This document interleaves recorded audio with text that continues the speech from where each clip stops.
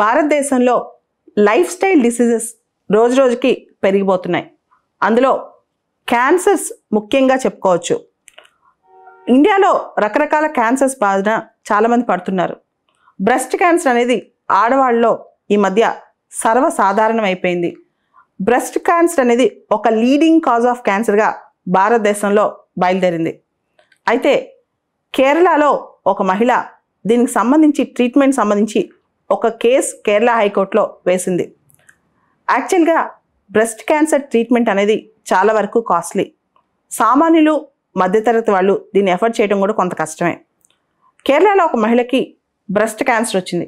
దానిలో ఆవిడకు వచ్చిన టైప్ లుమినల్ ఏ అనే టైప్ అన్నమాట.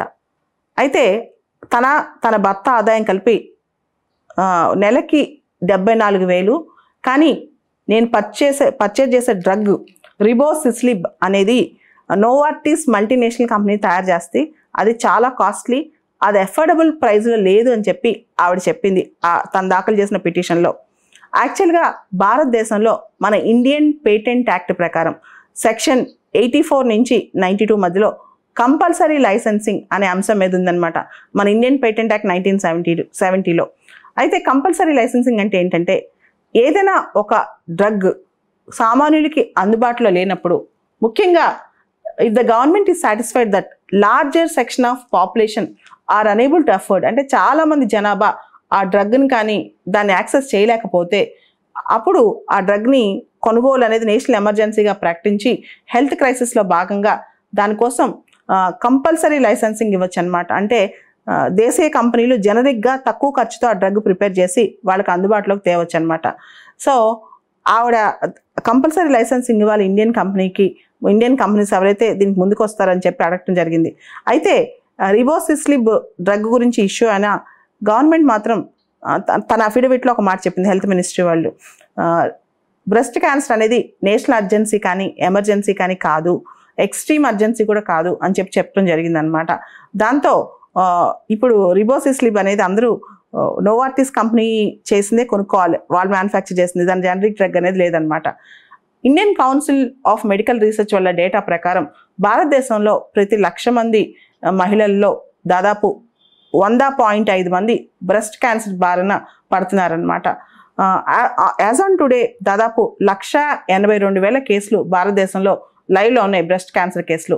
2030 నాటికి ఇవి 2,50,000 కేసులు అవబోతున్నాయంట. వరల్డ్ హెల్త్ ఆర్గనైజేషన్ డేటా ప్రకారం ప్రపంచంలో మనం చూసుకుంటే ప్రస్తుతం 23 లక్షల మంది బ్రెస్ట్ క్యాన్సర్ బారిన పడ్డారు. గత 4 సంవత్సరాలుగా దాదాపు 6.5 లక్షల మంది చనిపోయారు కూడా. ప్రపంచవ్యాప్తంగా చూసుకుంటే గత 5-6 సంవత్సరాలుగా చూసుకుంటే దాదాపు 70-80 లక్షల మంది బ్రెస్ట్ క్యాన్సర్ పేషెంట్స్ ఉన్నారంట. అంటే వరల్డ్లోనే చాలా లీడింగ్ క్యాన్సర్ బ్రెస్ట్ క్యాన్సర్ అని చెప్పొచ్చు. ఈ సందర్భంగా మనందరూ తెలుసు క్యాన్సర్ అనేది లైఫ్ థ్రెటనింగ్ డిసీజ్ చాలామందికి. ఆర్టికల్ 21 ప్రకారం ఫండమెంటల్ రైట్ టు హెల్త్ అనేది మనకి, అంటే యాక్సెస్ టు హెల్త్ కేర్ అనేది మనకి డైరెక్ట్గా లేకపోయినా ఆర్టికల్ 21లో లేకపోయినా దానిలో ఇంప్లిసిట్ భాగం అని చెప్పొచ్చు.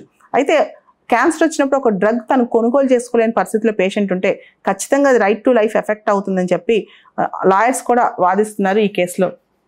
అయితే ఇక్కడ మనం ఒకటి గమనించాలి, ఈ పేటెంటింగ్ అనేది లేకపోతే ఈ ఇంటలెక్చువల్ ప్రాపర్టీ అనేది భారతదేశంలో DPIIT అనే డిపార్ట్మెంట్, మినిస్ట్రీ ఆఫ్ కామర్స్ కింద ఈ డిపార్ట్మెంట్ పనిచేస్తుంది.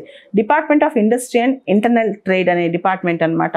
సో ఈ చర్చల్లో అంటే ఎవరైతే మొత్తం ఇది కంపల్సరీ లైసెన్సింగ్ ఇవ్వాలా వద్దా అనే విషయంలో health ministry, director general of controller of trade వాళ్ళు ఉంటారు, మినిస్ట్రీ ఆఫ్ హెల్త్ ఉంటుంది, drug controller general of India ఉంటారు, తర్వాత నేషనల్ క్యాన్సర్ ఇన్స్టిట్యూట్, వీళ్ళందరినీ కలిపి పిలిచి ఈ కంపల్సరీ లైసెన్సింగ్ ఇవ్వాలా వద్దా లేదా అనే విషయంలో గవర్నమెంట్ ఒక అఫిడవిట్ దాఖలు చేసినట్టు తెలుస్తుంది.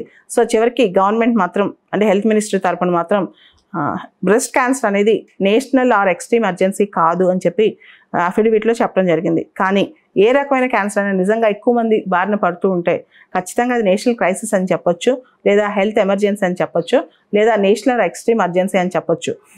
దాదాపు సంవత్సరానికి 1.5-2 లక్షల మంది మహిళలు భారతదేశంలో ఈ క్యాన్సర్ బారిన పడుతుంటే ఇంకా దానిపైన ప్రభుత్వం దాని డ్రగ్స్ గురించి చర్యలు తీసుకోకపోవడం అనేది, తక్కువ ప్రైజింగ్ ఇవ్వడం అనేది కొంచెం బాధించదగ్గ విషయమే. కాబట్టి మనం దీనిలో మార్పు తేవాలని బ్రెస్ట్ క్యాన్సర్ డ్రగ్స్ అన్ని రంగాల మహిళలకు, అన్ని రకాల మహిళలకు, ఉన్నత శ్రేణి వర్గాలైనా పేదవాళ్ళైనా అందరికీ అందుబాటులో ఉండాలని కూడా కోరుకుందాం.